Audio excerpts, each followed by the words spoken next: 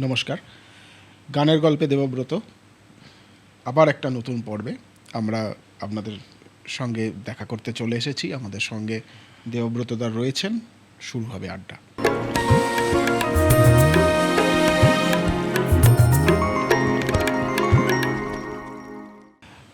নমস্কার। নমস্কার। নমস্কার।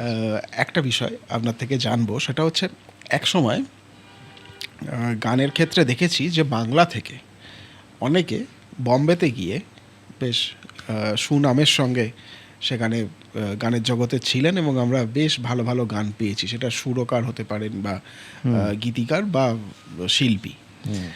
এরকম তো ভুরি ভুরি নাম আছে, হেমন্ত মুখোপাধ্যায়, কিশোর কুমার, মান্না দে, এরকম তো ভুরি ভুরি নাম আছে, আরও অনেকে আছেন। তো উল্টোটা কখনো ঘটেছে? অবাঙালি, যিনি বাঙালি নন, তিনি বাংলায় এসে বাংলা গান গেয়েছেন এবং সেটা একটা বা দুটো নয়, বেশ অনেক বাংলা গান গেয়েছে, দীর্ঘ সময় ধরে বাংলা গান গেয়েছেন। এরকম কারা রয়েছেন এবং আপনার কাছে কী তথ্য? আপনি কিন্তু বেশ ধরেছেন বিষয়টা, মানে এরকমও যে বিষয় হতে পারে এটা আপনার মাথায় এসছে কম না। আমরা তো জানি সাধারণত যে বাঙালিরা বম্বেতে প্রতিষ্ঠা লাভ করেছেন।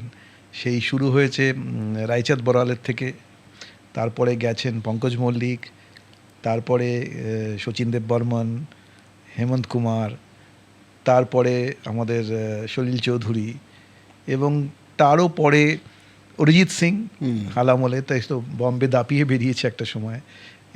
তো এটা তো আছেই। আবার বাংলা গান গিয়ে খুব নাম করেছেন লতা মঙ্গেশকর, তার বোন আশা ভোসলে এবং উষা মঙ্গেশকরও, এবং মাঝে মধ্যে হয়তো ফরমাইশি 2-3টে গান গেয়েছেন মোহাম্মদ রফি। মুকেশও গিয়েছেন, সলিল চৌধুরী মুকেশকে দিয়ে গান গাইয়েছেন। মনে আছে এক সময় খুব জনপ্রিয় গান মন মাতাল সাত সকাল, এই গানটা আবার লতা মঙ্গেশকরকে দিয়েও গাইয়েছিলেন। তার মানে দুজনই অবাঙালি। তা এবারে বিষয়টা হচ্ছে যে এমন কেউ কি আছে যে বাংলা সঙ্গীতকে সমৃদ্ধ করেছে অথচ বাংলা জানতেন না? এটাই তো বক্তব্য, যে বাংলা জানতেন না কিন্তু বাংলা সঙ্গীতকে সমৃদ্ধ করেছেন। তার কথা যদি বলতে হয় তাহলে প্রথমেই মনে আসে কুন্দনলাল সাইগালের কথা। কেএল সাইগাল, কেএল সাইগাল, চিনি আমরা, যাকে আমরা কেএল সাইগাল হিসেবেই জানি। ওনার জন্ম জম্মু প্রদেশে। আচ্ছা। 1903 সালে। সেই সময় জম্মু প্রদেশ ছিল হচ্ছে ওই প্রিন্সলি স্টেট অফ কাশ্মীর। রাজা হরি সিং তারপরে ছিলেন। তারা তো ভারতবর্ষে যুক্ত হলেন। সেখানে কিন্তু সব সময় ব্রিটিশ শাসন থাকতো না। অনেক রাজাদেরই, যেমন কুচবিহারের রাজা বা ভোপালের মহারাজা, সব জায়গাতেই কিন্তু ওই 565টা প্রিন্সলি স্টেট ছিল। আমরা সবাই জানি তারা কালে কালে ভারতবর্ষের সঙ্গে অঙ্গরাজ্য হিসাবে যুক্ত হয়েছে। তা সেখানে ওর খুব একটা গান শেখা কোনোদিনই ওনার ছিল না। ওই স্বশিক্ষিত যাকে বলে, গলাটা খুব ভালো ছিল, দীর্ঘাঙ্গ, এবং সব মিলিয়ে মোটামুটি ওই নিজেই গান করতেন, নিজেই গজল গাইতেন। এবং তারপরে পরেই যেটা হলো যে যেহেতু গান ওনার পেশা নয়, উনি কলকাতায় আসলেন চাকরির সুবাদে। কোথায় চাকরি পেলেন? সেলসম্যান হিসেবে, টাইপরাইটার সেলসম্যান। এবং আমাদের কলকাতায় একটা ওই গভর্নমেন্ট প্লেস ইস্ট, যেখানে আমাদের রাজভবন, বড়লাটের আর ছোটলাটের বাড়ি, কিরণ শঙ্কর রায় রোডের ওই কোনাটাতে রেমিংটন র্যান্ডের একটা অফিস ছিল।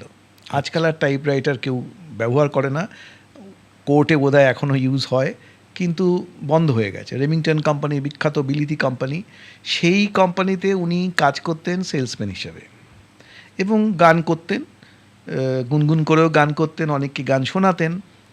এবং সেই সূত্রেই মনে আছে একদিন বোধহয় রায়চাঁদ বড়াল, তখনকার দিনে নিউ থিয়েটার্সের মস্ত বড় সঙ্গীত পরিচালক, মায়না করা, রায়চাঁদ বড়াল বোধহয় পান কিনতে বোধহয় মেট্রো ওই সিনেমার কাছে দাঁড়িয়েছেন। তখন দেখছেন একজন দীর্ঘকায় পুরুষ, তিনি গুনগুন করে গান গাইছেন, খুব ভালো লেগেছে। তো বললেন কোথায় থাকো? বলে আমি তো হিন্দিতেই, ওরা তো বাংলাও জানতেন না। বলে ঠিক আছে, আমার সঙ্গে একদিন দেখা করো এইখানে। কোথায়? না, new theatre studio. New theatre studio কোথায়? টালিগঞ্জ ট্রাম ডিপো, সেই ট্রাম ডিপো ছাড়িয়ে এক উদ্ঘাটের দিকে চণ্ডীঘোষ রোডে হ্যাঁ নিউ থিয়েটার স্টুডিও এখন আমরা জানি সবাই, তার পাশেই মুভিটন স্টুডিও, তার পাশেই টেকনিশিয়ান স্টুডিও। তো এটা একটা উৎস। আর একটা উৎস অনেকে বলে যে হরিশচন্দ্র বালি, যিনি অল ইন্ডিয়া রেডিওতে কাজ করতেন, তিনি ওই মহিষাসুর ওই মহালয়ার যে অনুষ্ঠানটা বাণী কুমার, বীরেন্দ্রকৃষ্ণ ভদ্র এরা করতেন, হরিশচন্দ্র বালির তার মস্ত বড় অবদান ছিল। তিনি যেহেতু উনিও অবাঙ্গালি, ইনিও অবাঙ্গালি, তিনি এনার প্রতিভাটা খুঁজে পেয়েছিলেন। ইনি আলাপ করিয়ে দেন রায়চাঁদ বড়ালের সঙ্গে নিউ থিয়েটার স্টুডিওতে। নিউ থিয়েটার স্টুডিওতে যখন উনি ঢোকেন তখন ওনার সঙ্গে ওর সমসাময়িক অনেকেই আছে। কারা কারা আছে ওনার সঙ্গে? প্রায় সমসাময়িক হচ্ছেন পঙ্কজ মল্লিক, 1904 সালে জন্ম। তার সঙ্গে সঙ্গেই আছেন রায়চাঁদ বড়াল, 1903 সালে জন্ম। পাহাড়ি সান্যাল, 1906 সালে জন্ম। এবং শচীনদেব বর্মন, তিনি নিউ থিয়েটারের সঙ্গে যুক্ত ছিলেন না প্রত্যক্ষভাবে। তো আশেপাশে সবই হচ্ছে ওনার সমবয়সী। এবং তার কিছু বছরের অগ্রজ হচ্ছেন ছবি বিশ্বাস এবং নজরুল ইসলাম। এরা নিউ থিয়েটার্সে এবং অন্য সব থিয়েটারের সঙ্গে যুক্ত। তো মাস মায়না 200 টাকা। আমি হিসেব করে দেখেছি তখনকার দিনের মাস মায়না 200 টাকা আজকের দিনে মুদ্রাস্ফীতিকে ধরে প্রায় 4 লাখ টাকার মতো মাসে। এবার দেখা গেল যে খুব ভালো, তো অনেক বইতেই করলেন। দেবদাস বলে বইটা হলো, সেই দেবদাস বইটাতে দেবদাস হলেন প্রমথেশ বড়ুয়া। আচ্ছা। কিন্তু ওই চুনিলালের যে একটা ছোট্ট ভূমিকা ছিল, যে ওই চন্দ্রমুখীর জায়গায় গিয়ে গান করা একজন মাতালে, সেখানে গান করলেন আমাদের ওই পঙ্কজ মল্লিক। আচ্ছা। KL সাইগালকে নিয়ে উনি তো লেখেননি, উনি কেন লেখেননি সেটা আমি বলবো। ওনাকে নিয়ে লিখে গেছেন পঙ্কজ মল্লিক এবং কানন দেবী। কানন দেবী লিখেছেন, তার ছোট বইটি আছে সবারে নমি আমি। আর পঙ্কজ মল্লিক লিখে গেছেন আমার যুগ আমার গান। আচ্ছা।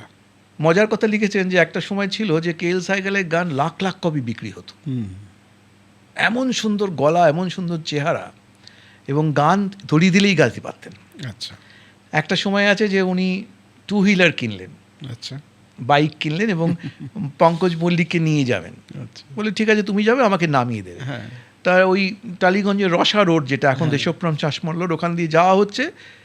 হঠাৎ দেখা গেল যে কোনো একটা ঝটকা বা হোঁচট হয়েছে, গর্তে পড়েছেন বলে পেছনে পঙ্কজ মল্লিক বাইক থেকে পড়ে গেলেন। আচ্ছা। কিন্তু আমার পঙ্কজ KL সাইগালের কোনো হুঁশ নেই, তিনি চলেই গেছেন। হঠাৎ বাড়ি পৌঁছে দেখলেন, এটা সত্যি ঘটনা, পঙ্কজ মল্লিক নেই। সেটাও একটা ঘটনা। অথচ মনটা ছিল দিলদরাজ। ওনার মনে আছে যে একজন বড় ব্যবসায়ী তার পরিবারের বিয়ের জন্য ওনাকে 25,000 টাকায় বায়না করেছিলেন। আচ্ছা। উনি তৎকালীন সময় 25,000 মানে আজকের দিনে যেটা বলা যেতে পারে 1000 গুণ করলে যেটা হয়। তো উনি না করে দিয়েছেন, কেননা ওই স্টুডিওতেই কোনো এক কর্মচারীর মেয়ের বিয়েতে উনি কথা দিয়েছিলেন গান গাইবেন এবং যাবেন। কানন দেবী বলে গেছেন যে ওনার মনটা এত বড় ছিল যে তখন একটা মাত্র মাইক্রোফোনে ডুয়েট গান গাওয়া হতো। কানন দেবী ছোটোখাটো উচ্চতার, বাঙালি মহিলার যা উচ্চতা হয়, উনি খুব দীর্ঘকায়। তা একটা মাত্র মাইকে করতে গেলে খুব অসুবিধা হয়। উনি কানন দেবীকে এগিয়ে দিচ্ছিলেন, তোমার কণ্ঠটা যেন আরও বেশি প্রকাশিত হয়, আরও বেশি যেন সুন্দর শোনায়, আমি দূর থেকেই গাইব। এটা কিন্তু মস্ত বড় ব্যাপার। এবং একটা বই ছিল, সেই বইটা জীবন মরণ নাম, 1937-এ। এই বইটার সম্বন্ধে আমি জানতে পারি 37-এ বা 39-এ হবে, না 37-এ। এটা রায়চাঁদ বড়ালের সুর এবং 2 অবাঙ্গালি নায়ক নায়িকা, KL সাইগাল আর নায়িকা লীলা দেশাই, বম্বের। এই বইটা নিয়ে আমরা তো কিছু জানি না, কারণ সেই সময়কার কাহিনী সবাই লেখেনি। সুনীল গাঙ্গুলি লিখে গেছেন, তখন উনি থাকতেন ওপার বাংলায়। তার একটা বই আছে অর্ধেক জীবন, তার কারণটা আত্মজীবনীটা পুরোটা নয়। তা ওখানে লিখেছেন যে পাড়ার ছেলেরা, তখন ওনার বয়স হবে কত, ওই 6-7 বছর হয়তো, উনি লিখেছেন যে পাড়ার ছেলেরা বলতো জীবন মরণ ছবিটা না দেখলে নাকি জীবনই বৃথা। আচ্ছা। এই হচ্ছে সেই ছবি। এই ছবিতে গায়ক ছিলেন হচ্ছে KL সাইগাল, গায়ক নায়ক, এবং লীলা দেশাই ছিলেন হচ্ছে নায়িকা। আচ্ছা। অসাধারণ সেই বই। এবং এখানেই সেই গান ছিল রবীন্দ্রসঙ্গীত, আমি তোমায় যত শুনিয়েছিলাম গান। রবি ঠাকুর জীবিত, এবং রবি ঠাকুর এই গানটি অনুমোদন করেছিলেন। তার ঠিক পরেই খুব মজার 1938-এ দেশের মাটি বলে একটা বই বেরোলো, অজয় ভট্টাচার্যের সুর। তখনকার দিন অজয় ভট্টাচার্য খুব বড় সুরকার ছিলেন। পঙ্কজ মল্লিকের সুর, অজয় ভট্টাচার্যের কথা। এবং গানের কথাটা ছিল, আমি যদি বলি তুমি ধরতে পারবে, এই কথাটা দিয়ে একটা খুব বিখ্যাত গান আছে, বাঁধিনু যে মিছে ঘর জীবনের বালুচরে। আচ্ছা, এই গানটির ভিত্তিতেই কি আশায় বাঁধি খেলা ঘর। গৌরীপ্রসন্ন মজুমদার অমানুষ সিনেমাটাতে গানটা লিখেছিলেন, কি আশায় বাঁধি খেলা ঘর, বাঁধিনু যে মিছে ঘর জীবনের বালুচরে। এবং গানের কথা, গানের চলন, গানের সুরের সব কিছুই কিন্তু অনেকটা এক, শ্যামল মিত্রের সুর ছিল। তারপরে কি হলো, চলে গেলেন কুন্দনলাল ওই বম্বেতে। যেরকম হয় সবাই বম্বেতে, অনেক ডাক এসছে, অনেক টাকার হাতছানি, তো ওখানে গেলেন।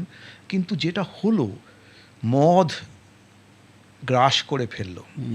এমনই মদ খেলেন যে মদ ছাড়া উনি বাঁচতে পারতেন না, এবং মদ ছাড়া উনি গান গাইতে পারতেন না। ওনার একটা গান ছিল তখন খুব হিট করলো, সেটা ছিল হচ্ছে রাইচাঁদ বড়ালের সুরে, আমাদের ওই ওয়াজেদ আলী শাহ লখনৌতে, মনে আছে, বাবুল মোরা নৈহার ছুটোই যায়। ওই গানটা গাইলেন, সেই লাখ লাখ কপি বিক্রি হলো। তারপরে একটা গান গাইলেন, সেটা মনে আছে, সেই খুব সম্ভবত ওই বইটা বম্বেতে হয়েছিল, এবং বইটাতে সুরকার যিনি, ওনাকে দিয়েই গাইয়েছিলেন রাস্তায়, মানে বম্বের রাস্তায় উনি গাইছেন। আচ্ছা, মানে এটা দেখা গেছিল পর্দা, হ্যাঁ, দৃশ্যটা এটা উনি ছিল। গাইছেন হারমোনিয়ামে করে। সে বাইরের যে সব বাসের আওয়াজ, গাড়ির আওয়াজ, সেগুলিকে পরে মাস্কিং করে দেওয়া হয়েছিল। এই গানটাও দারুণ হিট করেছিল, ইহুদি কি রং। আচ্ছা, এবং এই গানে মনে আছে প্রথম শচীন দেব বর্মন ডাক পান গান গাওয়ার জন্য বম্বেতে, কিন্তু প্রত্যাখ্যাত হন, কেন ওনার গানটা নাকি নাসিকা ভিত্তিক গান, এবং একটু নাসিকা বা একটু নেজাল টোন আছে বলে ওনাকে প্রত্যাখ্যাত করা হয়। তার বদলে যিনি গান, তিনি হচ্ছেন পাহাড়ি সান্যাল। আচ্ছা, আচ্ছা, কে এল সাইকেলের কথা আর একটা জিনিস না বললেই নয়, সেটা হচ্ছে নৌশাদের সুরে শাহজাহান ছবিতে একটা গান। এটা বলি শেষ করি আজকের কথা, যে শাহজাহান ছবি, পৌরাণিক ছবি, ঐতিহাসিক ছবি, সেখানে একটা গান করলেন, সে দারুণ ব্যাপার। সেটার হচ্ছে গান, জব দিল হি টুট যায় হাম জি কে ক্যা করে। বেশ দুঃখের গান, যেন মনে হচ্ছে মদ্যপান করলে গানটা ভালো খুলবে। তা উনি বললেন যে এ গান তো আমি মদ্যপান ছাড়া গাইতে পারবো না। উনি একটা মদ খেতেন, তার ব্র্যান্ড উনি নিজেই বলতেন কালী পাঁচ। কেন জানি না, কালী পাঁচ, নিশ্চয়ই বিদেশি মদই খেতেন, কিন্তু কালী পাঁচ কেন আমি জানি না। বুড়ো সন্ন্যাসীকে অনেকে বলতো ওল্ড মঙ্ক, কিন্তু এটার কারণ বোঝা যায় না। তা উনি গানটা বললেন আমি মদ্যপান ছাড়া গাইতে পারবো। নৌশাদ বললেন না, হতে পারে না। তক্কাতক্কি চলতে থাকলো। নৌশাদ বললেন ঠিক আছে, তুমি দুবার গাইবে। সেটা কি? বলে একবার মদ খেয়ে গাইবে, একবার মদ ছাড়া গাইবে। এবার মদের নেশা তো কাটাতে হবে। প্রথমে যেটা গাইলেন সেটা মদ খেয়ে গাইলেন, বোতলকে বোতল মদ, একটাতে নয়। তারপরে সেই মদের নেশা কাটার পরে একদিন দুদিন বাদে অনেক কষ্ট করে ওনাকে বলিয়ে আরেকবার রেকর্ড করানো হলো। আচ্ছা, এবার নৌশাদ বললেন যে তোমাকে আমি দুটো গান শোনাবো, তোমার যেটা ভালো লাগে সেটা আমাকে বলবে। দুটো গান শোনানো হলো। উনি বললেন একটা গান আমার খুব ভালো লাগছে, আমিই গেয়েছি, ভালো লাগছে। তখন নৌশাদ ওনাকে বললেন তুমি যে এই গানটা গেয়েছো, এটা মদ না খেয়ে গেয়েছো। উনি নৌশাদকে পায়ে ধরে প্রণাম করেছিলেন, একটাই কারণ যে নৌশাদজি আপনার মতন কেউ আমাকে কিন্তু এরভাবে বলেনি, বুঝিয়ে দেন। আমাকে যদি বুঝিয়ে দিতেন তাহলে আমি খেতাম না। 3 সালে জন্ম, 47 সালে মারা গেলেন, দেশভাগের আগেই, মানে স্বাধীনতার আগেই। লিভার পচে গিয়েছিল একদম, মানে এত মদ্যপান করতেন। যে কে এল সাইগাল তখন যে কত বড় গায়ক নায়ক ছিলেন, কিশোর কুমার মাঝে মাঝে বলেছেন। মানে কিশোর কুমারের বেড়ে ওঠা কিন্তু কে এল সাইগালের গান শুনে। আচ্ছা, আচ্ছা, তেমন থাকে না, একটা প্রজন্ম একজনের গান শুনে। এই আপনি যখন বললেন যে কোন অবাঙালি বাংলা গানকে সমৃদ্ধ করেছে, এই কে এল সাইগাল। বেশ, এইসব মানুষরা ছিলেন, আমরা তাদের গান এখনো পাই, এটা আমাদের সৌভাগ্য। নিশ্চয়ই এরকম আরও কারা রয়েছেন যারা বাঙালি না হয়েও বাংলা সঙ্গীতকে সমৃদ্ধ করেছেন, বা বাংলা না জেনেও এত সুন্দর করে বাংলা গান গেয়েছেন। এই নিয়ে আমরা পরবর্তী পর্বে আবার আলোচনা করব। আজকের পর্ব এখানেই শেষ করি।